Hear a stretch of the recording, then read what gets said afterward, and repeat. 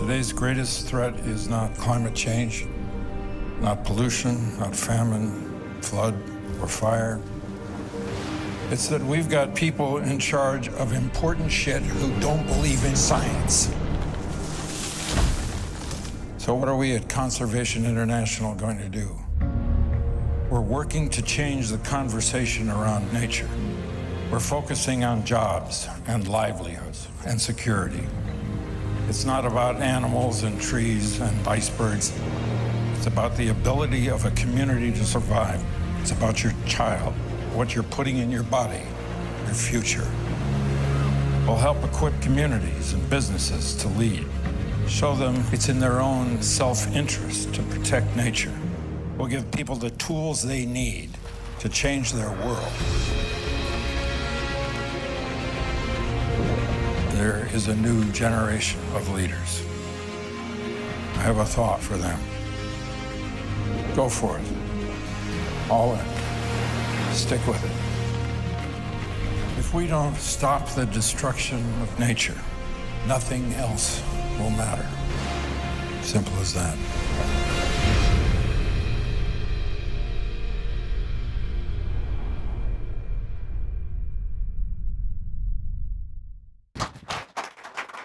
So, I guess I'm not. Do you know who that was? That's Ford. And what's amazing is that wasn't like a prepared sort of, we didn't prepare to do that video. That was quite literally at our gala when we asked him to make some remarks. He wrote that himself. He just stood up there and he just delivered this like kick-ass, unbelievable like speech, just straight from the heart. The few of us who were lucky enough to be there were just like, I mean, the people crying in the front row. And our amazing head of marketing, Anastasia Koo, just took his words and just snapped it onto some images, and kind of, it's a very powerful sort of gut check. But, and it got some prominence because he uses the word shit.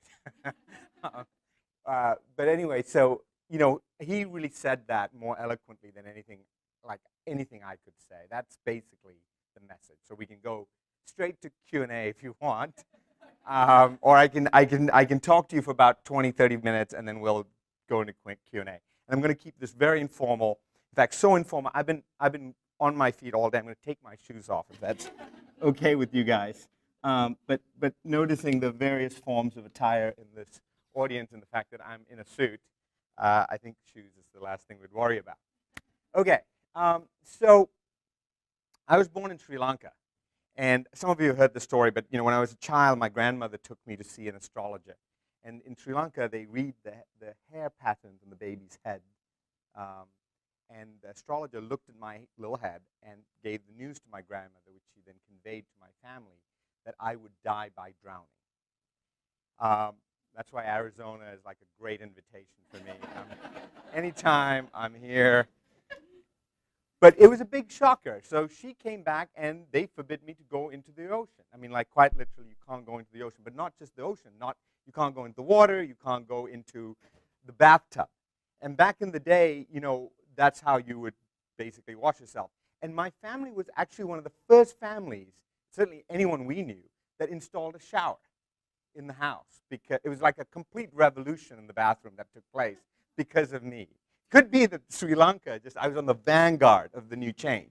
But that's how paranoid they were about putting me underwater, right? I had to take a shower. And that was the case, the state of the matter until, you can sit here too. If you want, I'll just get rid of that. I might give that to you. Okay. And that was basically the state of affairs until I was about 9 years old when we moved to Africa.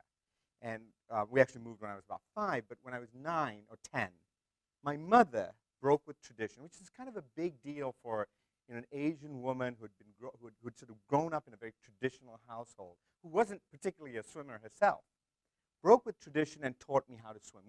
I actually learned how to swim in in what was in the remains of a mine, like a diamond mine, where they'd sort of taken the earth out and there was a pool of water. You couldn't see the bottom; it was murky. But that's where they taught me how to somehow paddle around and swim. And it completely changed my life. I mean, obviously, in the obvious way that, you know, now I scuba dive, I go around the world, I've basically been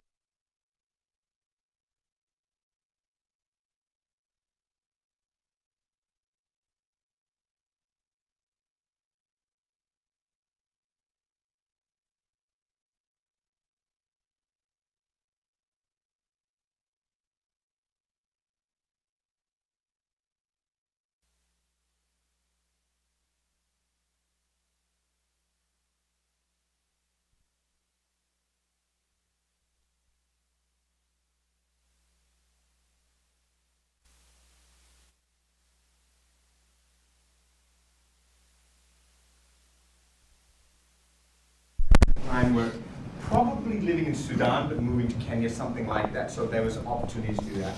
And I was in Washington, D.C., getting my visa, my research visa, to go study cheetahs in Namibia. When, this is too long a story to get into, but it's a really good story to one day chat with your, particularly if there's like drinks around.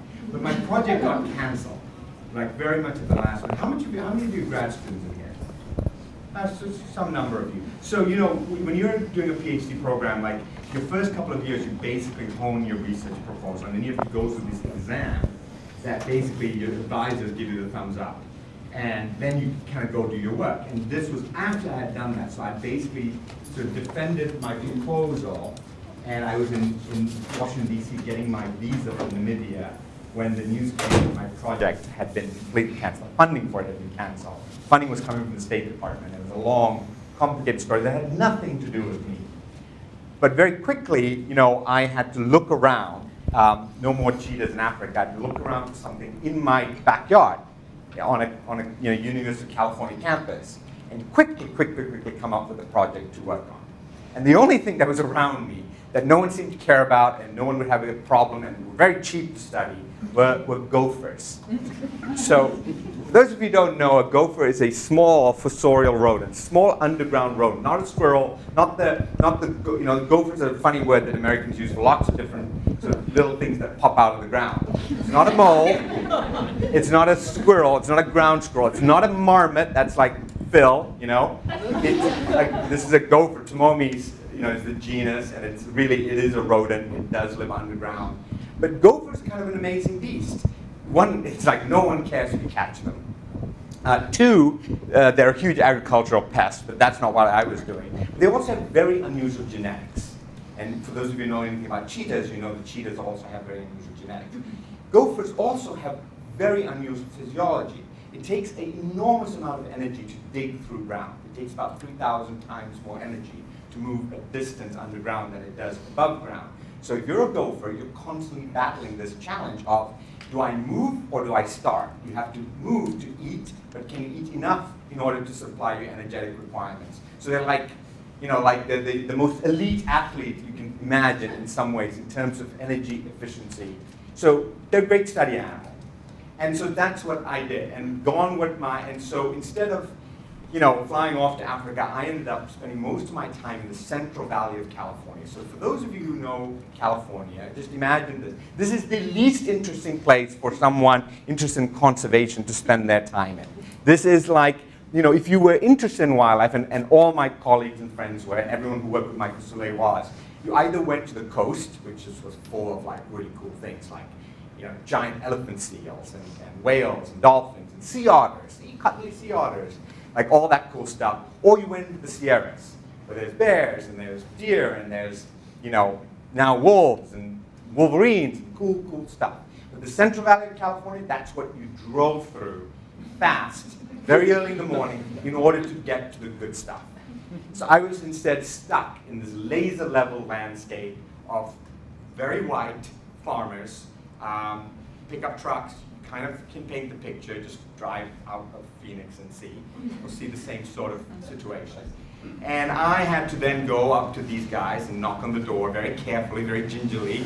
I bought myself a pickup truck. I got myself an Australian Shepherd. Those were like, the pickup truck comes and one gun goes down. The dog jumps out of the truck and the second gun goes down. And I just very carefully walk up and I'm like, hi, how are you? And can I catch some gophers? And then that immediately is like, really? What do you want to do? And that's sort of the idea. My advisor, just by the way, this is really a true story, he gave me Caddyshack and said, watch this film, it'll tell you everything about catching gophers. It's kind of true. They are really a hard animal to catch. And I spent 3 summers, actually not really the full summers, 3 springs and a bit of summer, or 3 years basically, in the Central Valley of California, on my hands and knees, instead of sitting on top of a Land Rover with a gin and tonic with Swarovskis around my neck, watching the African savanna sunset and a cheetah on an anthill, I was digging in the earth.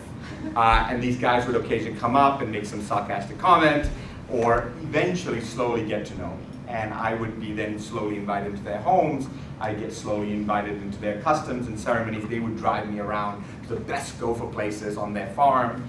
And we started some kind of dialogue, and it completely changed sort of the way I started thinking about conservation, about what conservation means, and how do you make it more than a niche and make it more of a movement. And it really, those fundamental principles, only many years later did I realize that those tools that I gathered early on still kind of, I carried with, for the rest of my life.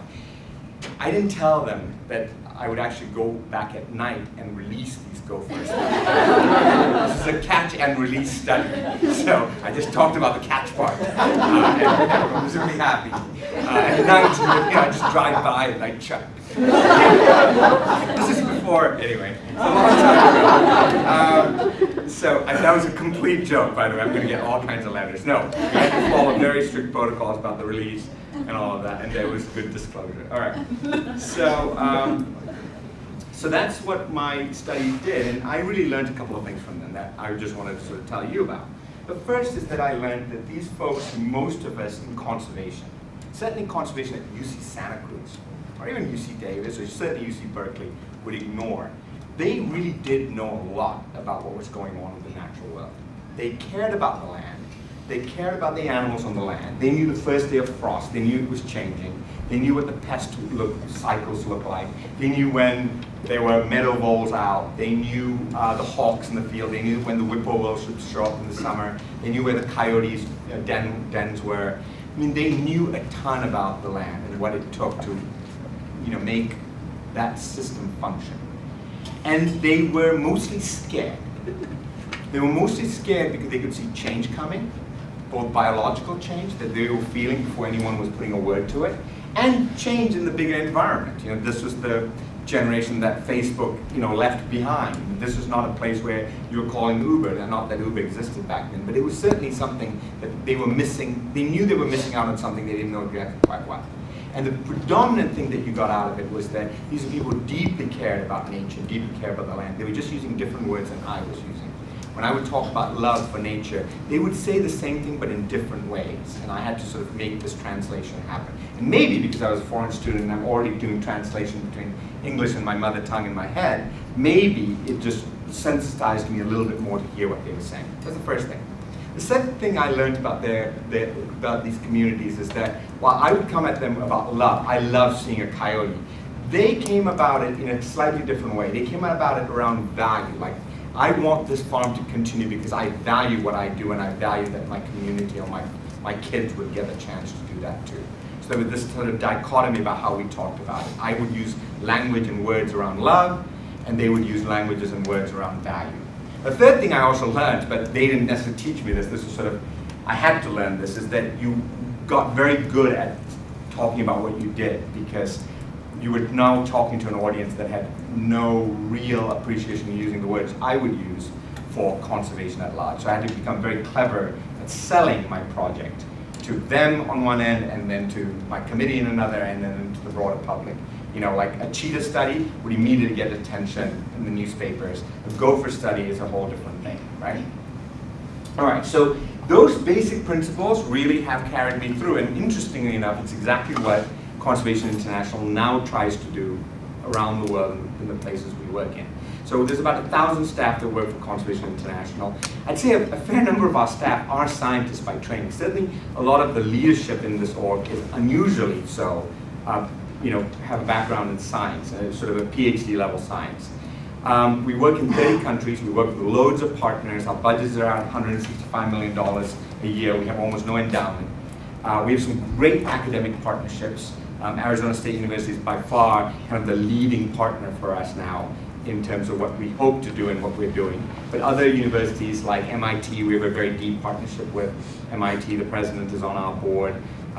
University of Adelaide, University of Singapore, the global institutions as well that are part of the kind of work we do. So what is the work that we do? We are based on a very simple belief that people need nature to thrive. So we're trying to create projects that have certain characteristics that can allow people to conserve these things that we love, that ultimately we want them to value, and so create these sorts of virtuous cycles within the boundary of a project. So let me give you a couple of quick examples.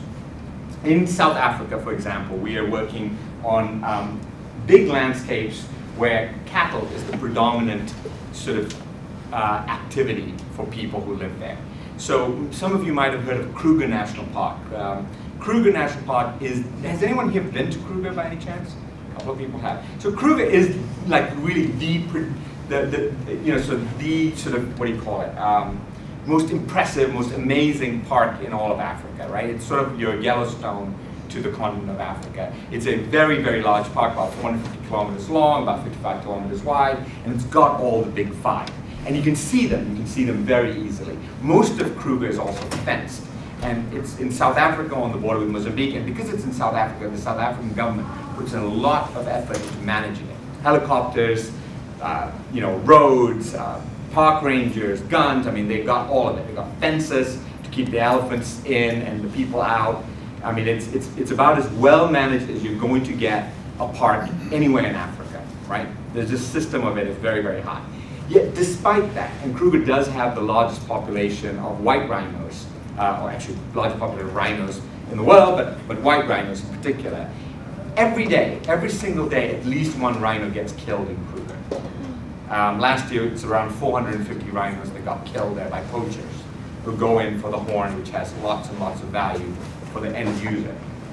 And that's an amazing thing, because you think that with this park, which all this amount of defense, all this amount of funding, and it's a huge infrastructure that runs there, the level of poaching to be that high for something as valuable as rhinos is kind of a remarkable thing. But what you quickly realize is if you go to the border of Kruger and you go outside of Kruger National Park, you go to communities, and these are the poorest communities in all of Southern Africa. The poorest in all of Southern Africa, right there on the border. Now when you go to Kruger, or to Sabi Sands, which is sort of the private part of Kruger, some of the lodges that you stay at are literally $2,000 a night. That's what you pay to stay in those lodges, $2,000 a night. And yet on the other side of just 6 kilometers away is the poorest community, right? And when you talk to those community leaders, they'll say, I'll care about your rhino when you start caring about my cows. So you ask yourself, well, we can surely create some sort of linkage between this. But it turns out that these people who live on that border of Kruger can't even sell their cattle, can't even sell their beef into the park. So when all these tens of thousands of tourists who go to Kruger, many of whom who stay in these high-end lodges, go there and they order a filet or a burger, that meat is coming usually from at least 200 miles away, from a supermarket chain a couple hundred miles away, like in Durban. Or there's one park that is actually getting its beef in from Norway. From Norway, when you have cows right there. You can quite literally go to the fence of Kruger, and there's like elephants here, and there's cows there, and there's a fence, right? And you're like, what the hell is this? And why is this system set up? And it turns out it's not because like someone's being like unusually cruel, but it's like this ancient history of apartheid and sort of mismanagement that has sort of led to this. So in Southern Africa, in many parts of Africa actually, but in Southern Africa, there are fences that keep cattle and wildlife apart from each other because they don't want disease to get transmitted between cattle and wildlife. The diseases aren't dangerous for humans, but if they get into dairy cows, they'll wipe out dairy production. And that system has allowed some people who live on the right side of the fence, so to speak, to basically have the ability to export their beef or put their beef on the market. And people who live on the wrong side of the fence, where there's also wildlife, to not have access to markets.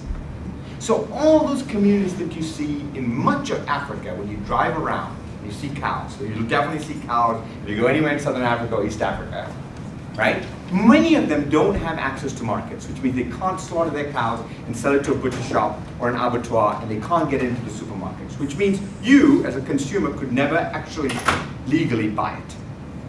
Which is amazing. And the scale of the problem is massive. In Botswana, which is probably the premier wildlife destination on the planet, there's about 2 million people who live in Botswana. Of that 2 million, about 330,000 are engaged in livestock. 330,000 people have, in some form or fashion, cows or goats or sheep. Guess how many have access to markets of that 330,000? 700. Let me say that again. 700 people have access to, that's like a big class at ASU. Whereas there are 330,000 people who actually have cows. So they've got no way to sell it. So what we did was we created a mobile abattoir system. There's a long story, I'm compressing it, which basically takes the butcher shop to the community. slaughters the cows there using like a mobile auction system to bring the cattle to one place. Then they're slaughtered in place in this mobile abattoir, packaged, frozen, shipped directly into the park without ever going through the supermarket chain and getting outside of the wildlife zone. And so in that way, for the first time last August, first time in the history of Kruger, a 100-year-old park, cows from outside, from the community, were sold into 20 lodges at the park. And so you have, I didn't do it, Sarah Frizzy, our amazing person there, did this over years, sort of thinking about it. But you know, why I illustrate this is the kind of project that we want to do in the long run, right? So what we're trying to do is not ask what are we trying to do, but what are we trying to change? And in this case, we're trying to change a system that has been in place a long time, that everyone sort of accepts as status quo, and then ask how is it fundamentally contributing to bad management and bad conservation efforts. Now that the community has now starting to have a stake into Kruger, quite literally a stake, that's not a joke, I just said it, and it turns out it is a joke. But now that they have a stake in Kruger, we have two opportunities. The first is now this community starts caring a little bit that tourists are going to Kruger, and if someone wants to poach and there's less tourists coming to Kruger, it means less business for them.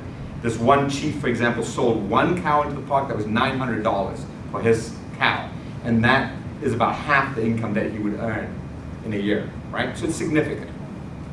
The second thing is now we can talk to the community about better grazing management. How do you do grazing in such a way that it's more wildlife friendly, that it puts more carbon into the soil, that it helps range restore itself?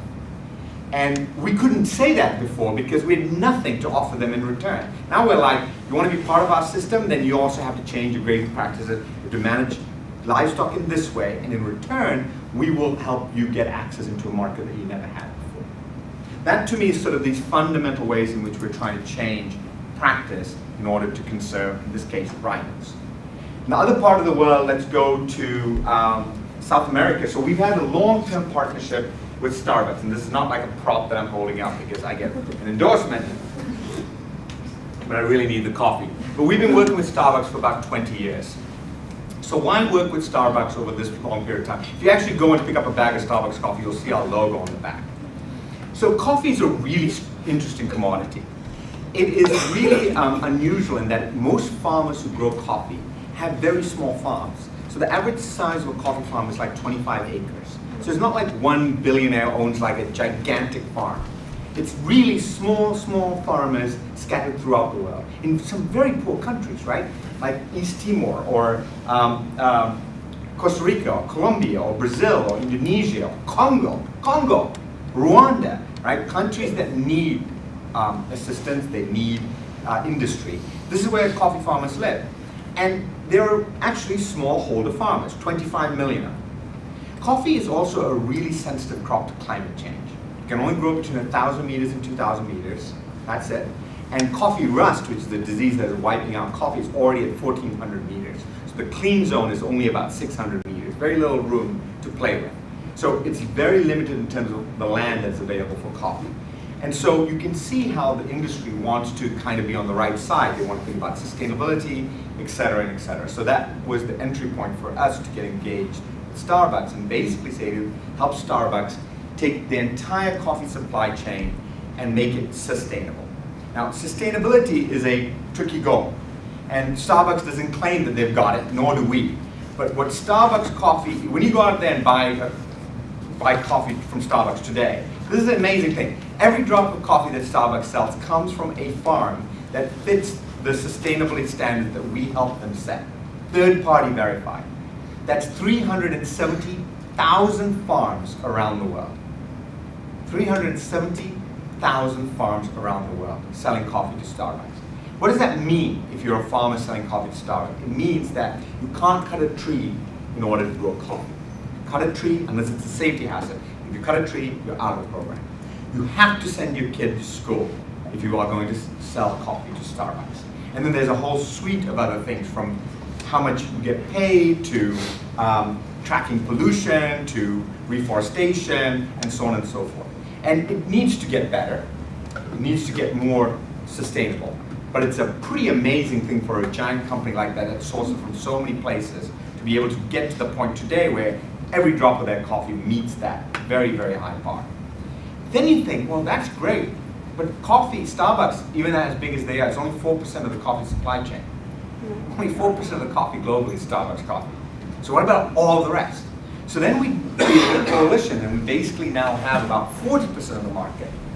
So big companies like Keurig, Nespresso, Illy, McDonald's, right, have all joined this coalition to make sustainability a pre-competitive issue. So not try to use it as a market differentiator, like I'm drinking this coffee because it's sustainable and you're drinking crap coffee. It's not that anymore. It's that we're all in the same boat.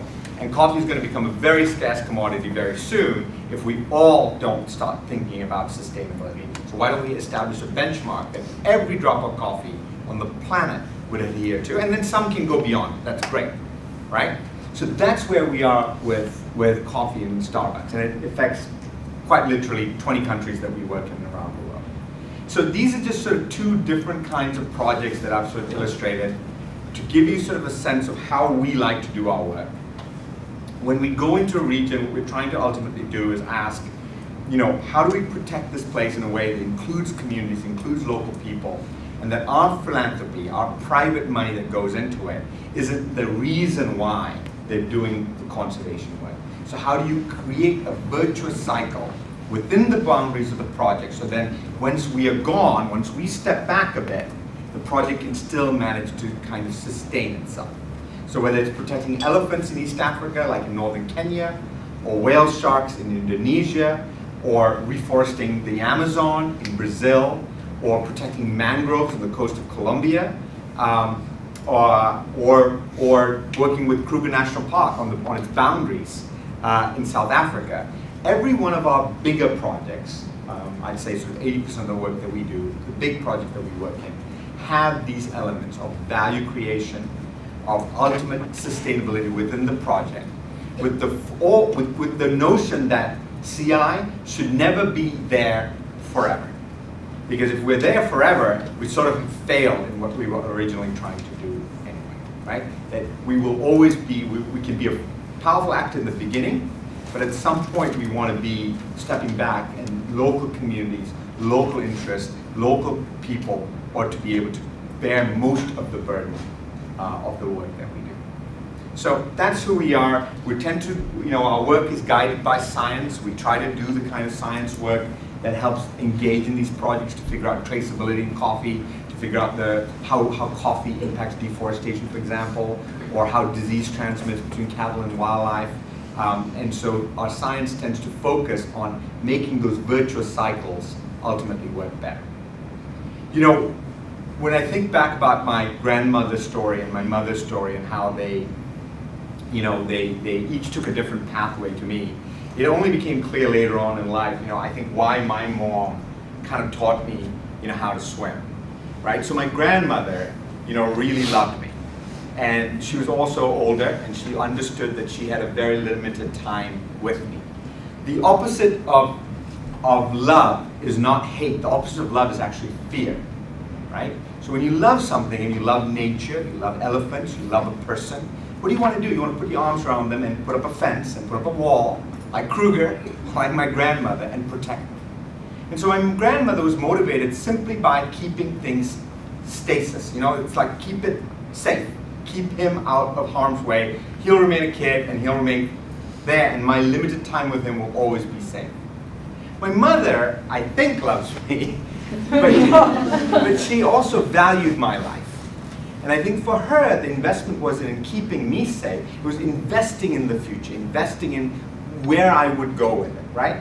And I think that's why she sort of had this big moment where she sort of said, no, I'm going to give this kid the chance, and I'm going to teach the kid how to swim, and kind of value what the future is going to bring and future value creation that is going to take. And I always sort of think about that when I think about these two things, about love and value. And I think one of the things that we always struggle with in conservation is we come at it from this point of just loving it, because that's why I'm in the game. Don't get me wrong. I just love nature. I still have a place in Montana because I like going for a walk in the woods knowing that there's an animal bigger than me in the forest that can bite my head off. That doesn't work for most of the planet. Save forest, it might kill you. It's just not a great tagline. So we have to start, whatever brought you to this table, whether you came through ag, or whether you came through marketing, whether you came through science, whatever brought you to this room today, whether it is a requirement for your class, I bet you, most of you, if not all of you, in some way love nature, or some element of nature, right? That's what motivates you to do what you do. But just understand, it's important that love alone is not enough to get us to where we need to go. We also need to value nature. Thank you.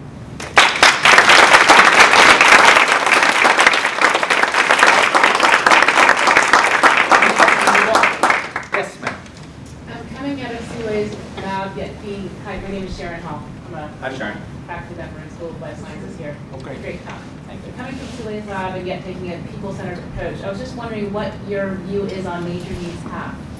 Yeah, good question. Yeah, sure. So my answer to that is I'm all for it. But that doesn't get us very far. I have a great deal of respect for E.O. Wilson, and a great deal of respect for what he's trying to say in that book. But the problem with the challenge I get to very quickly I can agree with the sentiment that nature needs half. But very quickly I'm stymied by the mechanisms by which I can figure out how to get nature the half. And that's what it lacks. That's where that thinking just absolutely stops. Like all those examples they give in those books are just tiny things. Very little opportunity to scale.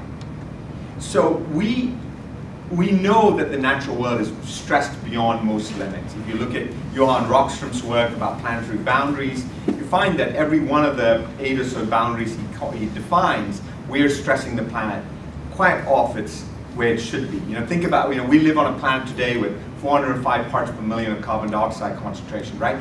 The human species, the humans as a whole, have never lived on a planet with more than 300 parts per million in CO2. 500,000 years, it's never been over 300. Now we're at 4 or 5, so we're in completely uncharted territory. So I agree that we need way more attention paid to nature. But I'm mostly focused on the mechanisms by which humans and nature can coexist or cohabitate so that, in effect, you're getting more, a lot more. That's sort of, this has been a tricky thing even with Michael. I don't think Michael and I see totally eye to eye on my evolution on this. And I think I love him, and I think he's an amazing man.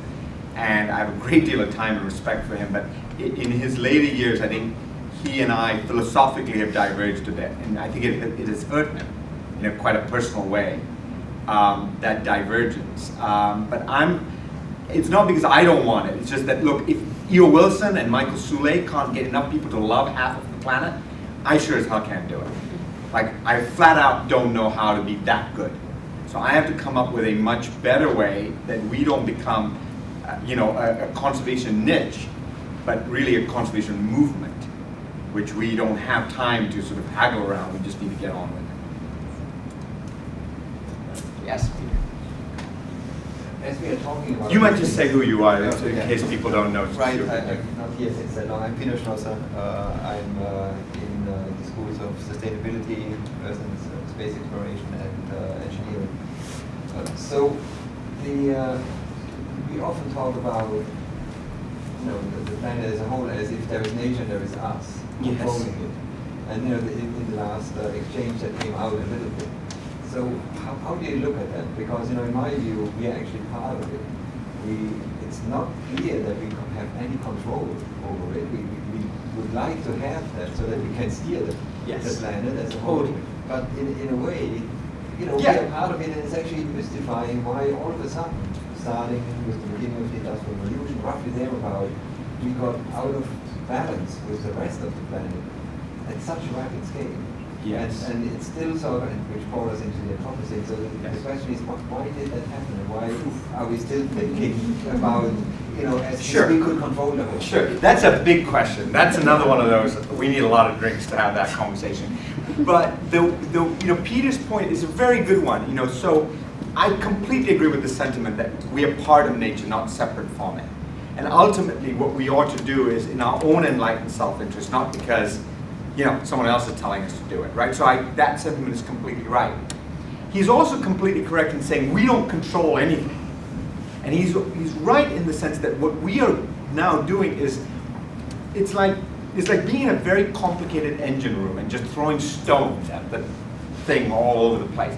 It's doing something, and something catastrophic, but it's by no means controlling. If we actually could control nature, we actually might be in a better place because we might be able to steer it. Don't get me wrong. All we're doing is massively disbalancing it or changing it or moving it, but it's not by any means directional control. I don't think humans fully appreciate how these systems work. We don't understand the full feedback. We don't understand the lag effects. And so that's very true there. So why is the much harder question, the one that deserves more philosophical thinking. I mean, and the very simple answer is, there's probably two things. One is that humans are really bad at long-term thinking, right? We're designed as a species to live for like 27 years, mate at like 14 and die by the time we're 22. That's humanity for the vast period of humans on this planet. It's only in the last couple of hundred years that we've changed that, reproducing later, living much, much, much, much longer, and being able to think in those long-term ways. For most of it, we're kind of fairly medium to short-lived big species that has a brain and does things very quickly. So we are really tuned to dealing with the here and now. What's going to happen now, what's going to happen in this rainy season. We're not good at thinking what's happening in 100 years or 50 years. And there's really not a lot of, there's no evolutionary reason why as a species, even the genetic mechanism for long-term thinking would ever get built, right? That's not, genetics doesn't operate that way. It operates on my reproductive cycle here and now. It's how am I going to get from this moment to the next moment and leave more offspring than myself, not what's going to happen in 100 years. There's no gene for that. So that's a fundamental problem we have. We're very bad at thinking about long-term risks and long-term problems. We get it wrong all the time. We say we care about grandchildren, we actually don't.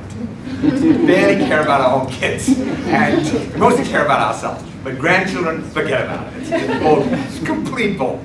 Okay, that's the first thing. The second thing I think about humans that is really interesting is that the rate at which we manipulate technology is unbelievable now. So you think about, when you go back and look at how people figure out the different ages of humans, they figure out they were making an arrow like this shape, and then they started making it like this, and then it was that was the thing for 5,000 years, and then someone else decided to make it like this, and that was the thing for another 10,000. It was like that. The wheel came along and people went, Jesus, the wheel! And they just stopped and they just did the wheel for thousands of years with the wheel. It was that was it. It's not like that today. Today, the technology is completely outpaced biology. At a whole different level of speed of change. Just think about everything you do in your life. Everything I do in my life can be controlled by my Apple X, the 10, the newest Apple device that I got a couple of months ago. Everything in my life has changed because of the rate at which technological adoption takes place. Tom Friedman puts it really great. He says, we have the intellectual capacity of a Neanderthal and the power of gods. That's the problem. So we know how to create lots of problems. We just haven't fully appreciated the fact that now technology is going so fast, while our biology isn't going any faster. It's exactly the same. If anything, it's slowing slightly, right? And so you have this big mismatch. Sure, I'm going to skip. Yeah, go ahead, sir. Yeah, what do you think about when do you think population? So, the question on population, so the big trend that most of you probably know is that for most countries in the world, except for a few places, but for most countries in the world, you see this curve that's happening. You take Bangladesh, and when I was a child, 7 kids per woman. Today, 2.2. country I was born in, Sri Lanka, is basically at replacement, if not slightly below now. So in many countries around the world, the shift is happening or has happened. And it's mostly happened because of more opportunities for women, either because they have opportunities for jobs, they have better education, and the availability of family planning absolutely has helped as well. There are a few places that don't. So most people put it like at around 9 to 10 billion. I don't know if that's too many or too little. It's a very hard question to know. Is 1 billion too many? Is 5 billion too many? And clearly there's a limit at which it becomes too many. But I don't know where that line is. I do know that most of the planet is getting into this curve where we will end up at some point with replacement within probably the next, say, 30 years. The challenge is consumption. There's no bounds for consumption. And we show no ability to regulate that in any way. So if you talk to Paul Ehrlich, the author of The Population Bomb, Paul will tell you, if I wrote that book again today, I wouldn't call it The Population Bomb, I'd call it The Consumption Bomb. Because when we wrote it, we never thought something as fundamental as human biology would ever get, probably because guys wrote it, that we would ever really figure out that population growth, such a fundamental biological process for people, would ever be curved out. But it's happened. It's happened in many parts of the world. It's happened in Asia. It's happened in some parts. It happened in Latin America. It's happened in some parts of Africa. What we totally underestimated, is that our ability to consume has just never shown any boundaries. So that's sort of a positive and negative answer. Anyone else? Are you a student? I am. I'm going to take a student question. Right? So I'm Jessica Gibbons. I'm a master's student in the School for Future of Innovation Society. And so there's a lot of either like young master's students in here, young grad students, or late undergrads in the room. And we're just at the beginning of dedicating our entire careers potentially to conservation. So Great. What would be your big advice for students that are kind of just now tipping into this and that are now like job prospects are on the horizon and things like that? Yeah. So the good news is that this is a massively growing field. I'm like more optimistic about it than I've ever been. It was so much harder, I think, when we were getting, like Lee and I were in grad school. The jobs and the places you could work in were so limited. So good news is there's huge numbers of jobs that are created somewhere in the field of general field of sustainability. I would say that the challenge is to look at kind of the non-traditional ways in which you can apply the ideas of sustainability to the kind of work you do. Like, you wouldn't necessarily think that, if you cared about sustainability, Starbucks would be a place you might work at. And yet, now that is actually possible. So for me, the two pieces is, one, there's lots more jobs out there. Two, you have to think untraditionally about where those jobs are. I was recently at a meeting at Walmart with the CEO of Walmart called, with all their suppliers. So these are the people who put the stuff inside Walmart. So the Unilevers, the Cokes, the Pepsi, Procter & Gamble, all those companies of the world were all there. It's a whole day meeting on sustainability. And Walmart's saying, this is our target, and you guys who put the stuff in our shelves need to come up with it. And every single one of them had a plan for trying to do it. So there's a lot of jobs out there. There's a lot of jobs in supply chain. There's a lot of very creative ways. There's a lot of jobs in energy and just combinations of new technologies. So, real simple is that if you're still in school, take classes in science, take classes in stats, take classes in spatial planning, if you can, take classes in communications. Like, be a good writer, or a good speaker, or a good filmmaker, or a good design artist, but it's so crucial now, more so than ever, that you need to be able to communicate the work you do to a broad audience. And then whatever field you're working in, let's pretend that you're a biochemist and that's what you're working on, and you have still time.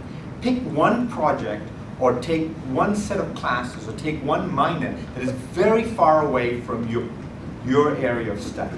Because all the cool jobs, all the cool stuff that's going to happen is happening in the intersections between fields, right? So another way of thinking about it, like, you can be the best at one thing, or you can be kind of like the second or third best at two things, but put them together and you're kind of like the best of the best, right? And that's a trick that I have used in my life, certainly in my career. And I think it's a very useful thing for today's grad students, undergrads to really think about. specialization is great. Pick one thing that is really far away from it. It might not seem related today, but I promise you it'll be related sometime in the future. You'll find a way to make those connections work. Do we take one more? Is that it? I mean, I'm looking at time. We have time, right? Oh, okay, good. All right. Anyone else? Yeah, I'll go back there and I'll come to you. I just wanted to ask, my name's Charlie, I'm an undergrad, and I was in the class all semester, and one of the things that I really was concerned about after hearing everything was this idea of putting value on ecosystem services, a direct money correlation, a dollar value. Yeah. And as, you know, as a conservation student, I don't think the field in themselves are the best capitalists all the time, and the idea of how to play that game all the time. And I just want to know, is there any concern or ways Sure. to guard against big companies that might come in and try to use this system to justify, you know, them having more a reason to use, you know, say for an oil plantation or something, you know, being able to take this service that we're trying to protect with the value and. Yeah, so there's a genuine and legitimate concern. It's a great question. You know, when you put value on something, whether it's in dollars or it's in, you know, it's in monopoly chips, but once you put value on something, then if someone else demonstrates a higher value for something to use, it's a trade-off that people would make. And we worry about whether that trade-off is a sensible thing. So the concern is real, and it's a real topic of discussion in conservation organizations, including my own. That said, most of the challenges we face today are not because of that worry. The vast majority of those challenges are because there's no value, and there's a complete lack of understanding of externalities or long-term problems, or, you know, like basically we live in a society where like you buy it, it's your problem, and you got to deal with it. So most of where the valuation is going today is actually putting, I would say, more pressure, frankly, on companies to fully account for it. The worry that some companies have, frankly, is that if they value it, in the long term, someone's going to come and like basically sue them or take legal action against them because now they've valued it. So they are kind of it's like saying, like once the tobacco companies knew that tobacco was causing lung cancer, they were in for a tough ride, because eventually that would get out. And once that got out, the consumers were going to go to them and say, you knew this, right? So the same kind of thing, like if a company says, I know that biodiversity, I know that swamp out there that we call a swamp actually has value for this town because it protects it against floods. So I'm going to put a value, and let's say you don't like the value, but even if it's a small value. The problem is, now that they've valued it, and they go, you know, if something happens, people will be like, well, you knew it had value. Here's the number. You might not agree on the number, but it had value. So that's where the push is coming. When we value it today, we still tend to value it like for one thing rather than the stacked values that they have. We're like, this swamp gives water, but then we don't totally underestimate all the other values it has. So that we need to get better at that. Carbon value is a big piece of it, and that science is not so great, like knowing exactly how much carbon is and what it takes to protect it. So I understand your problem. It's definitely a legitimate concern, but for the most part, the debate has been on the other end. And the question about capitalism, you know, that I kind of get that, but you know, here's the other side of this, right? So if you believe in capitalism, then one of the things you really don't believe in is subsidies. You really want the market to play. And to be honest, I would say, if you really allow the market to fairly play, I actually think nature would have a much bigger voice than it does now. Because for the most part, the subsidies have not been on the side of nature. You know, so one thing we're working on, for example, is fisheries, right? So when you go out there and you buy fish, and you buy fish from a very good certified source of that fish, what you're not looking into, and that certification doesn't actually touch, is labor practices. And it turns out that a lot of fishing boats use slave labor. They use slave labor, indentured labor, to bring you that fish. Like, it's a massive problem in the industry. Very few people talk about it. If you actually brought in labor and you made it so that you can only catch fish without using slaves, which seems like a morally good thing to do, just that alone would take out those subsidies. And it would make people catch fish in a more rational way. The reason why some of these trawlers can go after the last of the last of the last fish is because they're not paying the true cost of it. Their boat is being subsidized, their fuel is being subsidized, and worse of all, their labor is being not just subsidized, it's slave labor. It's free for them. So for me, I feel like, I think one of the things we have failed in conservation is fully appreciating that mechanisms in capitalism can be used to our advantage to make a much more powerful case about conservation, while recognizing the risk that it poses. Yes, sorry, you have your hands up for long. Thank you. No, South Africa. So Oh. I'd love to reach out. Oh, great. Okay, fantastic. Where in South Africa are you from? East of Cape. Oh, beautiful. Yeah. And also work with projects in Nigeria. Yeah, okay. The livestock auctions and things like Great. My question is about thinking about the local project people on the ground. You spoke about your own kind of shifting philosophy over time in terms of just nature for nature's sake and understanding the needs of people's needs.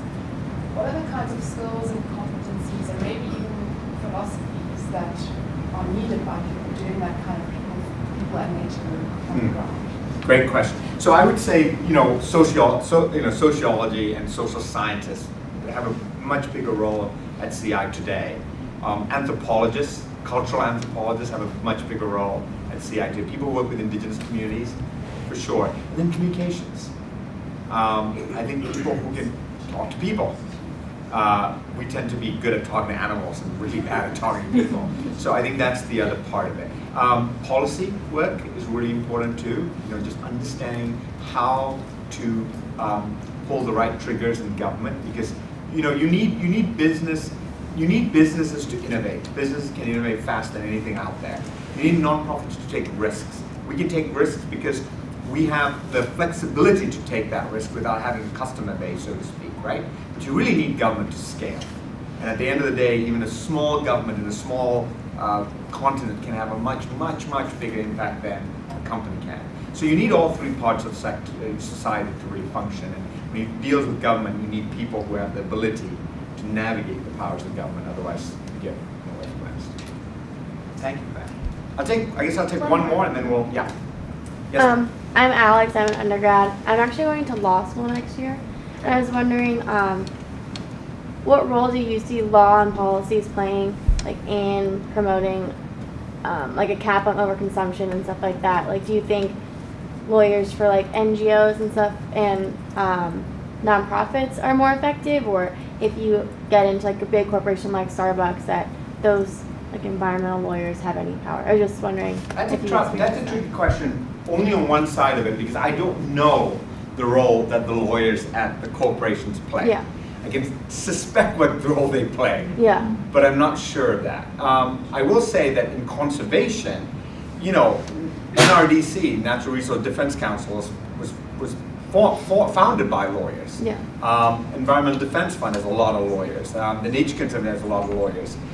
Some of them because they sue the government pretty effectively, and some of them because you're doing private land conservation or you're doing other forms of conservation where understanding law and being able to accurately portray what you're doing is really important.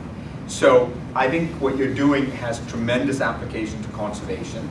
I think it's a great pathway into conservation. I know that at least 2 CEOs of big conservation organizations have been lawyers in their background. Would you rather go into corporate world or in the nonprofit world or government? I guess that's the third place. Yeah. My suspicion today is that if you were in the corporate world as a corporate attorney, unless you were doing pro bono work for conservation, I think you'd be a little bit removed from it. In most of my dialogues with, say a Starbucks or the Walmarts of the world, I'm not usually talking to the legal group. I think you would get more hands-on sort of action if you were in government or you were in the nonprofit sector. But if you got the job, if someone offered you the job to be an attorney in a very good company, like a blue chip company, my advice would be to go do that first. And then let's see if you have the courage to jump and take a massive pay cut. Yeah. Because then you'd be really untouchable. Cool. Thank you. Thank you, everyone. Thanks so much.